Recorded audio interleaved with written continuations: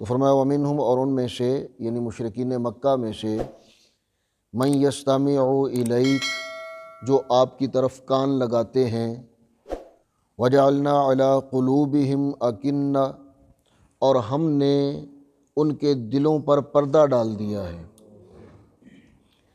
ان یفقہوہ، کہ وہ اسے سمجھ سکیں، یعنی جو آپ فرما رہے ہیں، جو آپ بول رہے ہیں، اسے سمجھنے سے قاصر کرنے کے لیے ہم نے ان کے دلوں پر پردہ ڈال دیا ہے، اگرچہ وہ کان لگا کر سنتے ہیں۔ وفی آذانہم وقرا، اور ان کے کانوں پر ڈاٹ لگا دی ہے، گرانی پیدا کر دی ہے کہ سن بھی نہ سکیں اور سمجھ بھی نہ سکیں۔ دلوں پر پردہ ہے کہ سمجھ نہ سکیں، کانوں پر ڈاٹ لگا دی، کانوں پر گرانی پیدا کر دی، بھاری پن پیدا کر دیا کہ وہ سن بھی نہ سکیں۔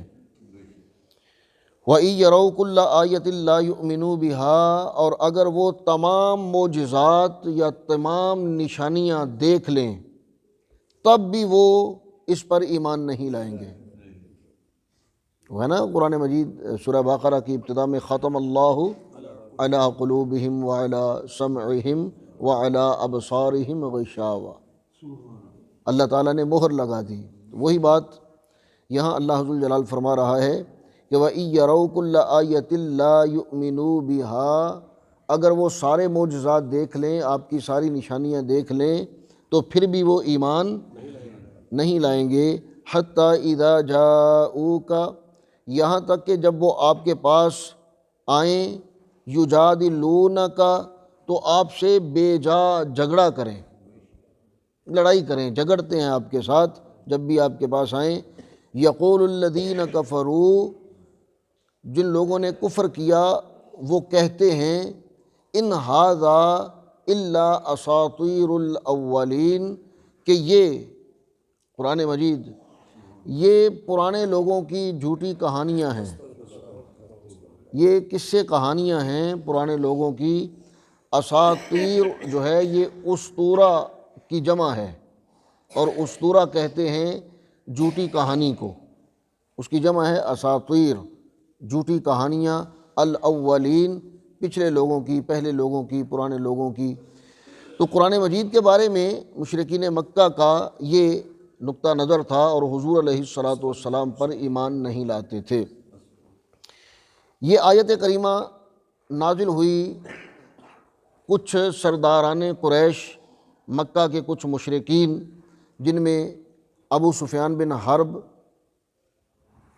امیہ بن خلف، ابی بن خلف، یہ دونوں بھائی، عتبہ بن ربیعہ اور شیبہ بن ربیعہ، یہ دونوں بھائی، نضر بن حارث، اور کچھ ان کے ہم خیال لوگ، وہ نبی کریم علیہ الصلاۃ والسلام کو کان لگا کر سنتے تھے، توجہ سے سننے کی کوشش کرتے تھے کہ آپ فرماتے کیا ہیں، کہتے کیا ہیں، قرآن مجید میں نازل کیا ہوا ہے، حکم کیا آیا ہے۔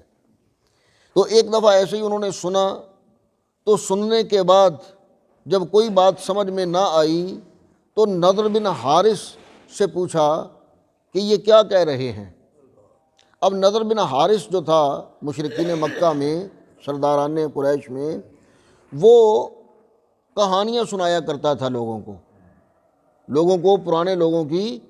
کہانیاں سنایا کرتا تھا، اور لوگ بڑی توجہ سے اس کی کہانی سنا کرتے تھے، بڑی دلچسپی سے اسے سنا کرتے تھے۔ تو ان سرداروں نے، یعنی ربیعہ کے دو بیٹوں نے، خلف کے دو بیٹوں نے، ابو سفیان بن حرب نے وغیرہم، انہوں نے نضر بن حارث سے پوچھا کہ یہ کہہ کیا رہے ہیں۔ تو نضر بن حارث کہنے لگا کہ مجھے قسم ہے اس ذات کی جس نے مجھے یہ سننے کے قابل بنایا، یا جس سے میں سنتا ہوں، مجھے قسم ہے اس کی کہ مجھے کچھ سمجھ نہیں آ رہا، میرے پلے کچھ نہیں پڑ رہا کہ یہ کہہ کیا رہے ہیں۔ اتنا دیکھتا ہوں کہ ان کے ہونٹ ہل رہے ہیں، وہ کچھ ادا کر رہے ہیں، کچھ بول رہے ہیں، کچھ کہہ رہے ہیں، مجھے کچھ سمجھ نہیں آتی کہ وہ کہہ کیا رہے ہیں۔ اب آپ بدبختی کا اندازہ لگائیے، محرومی کا اندازہ لگائیے کہ جن سے اللہ ناراض ہو جاتا ہے اور جو اللہ ذوالجلال کی گستاخی کرتے ہیں یا اللہ تعالیٰ سے دور ہونے کا ارادہ کرتے ہیں،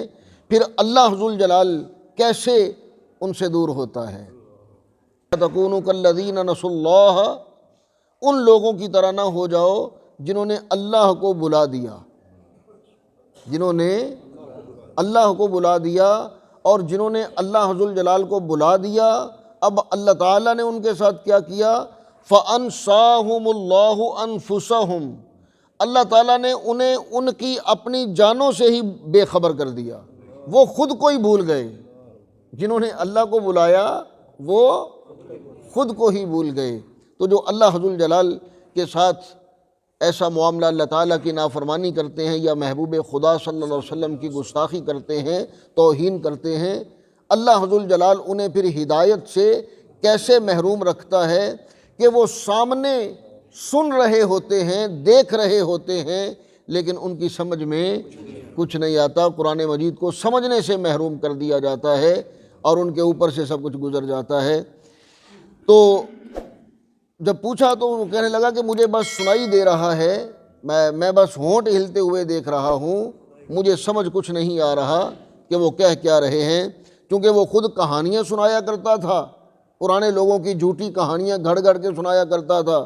تو کہنے لگا کہ ان ھذا الا اساطیر الاولین، کہ یہ تو بس پچھلے لوگوں کی اسی طرح کہانیاں سنا رہے ہوں گے،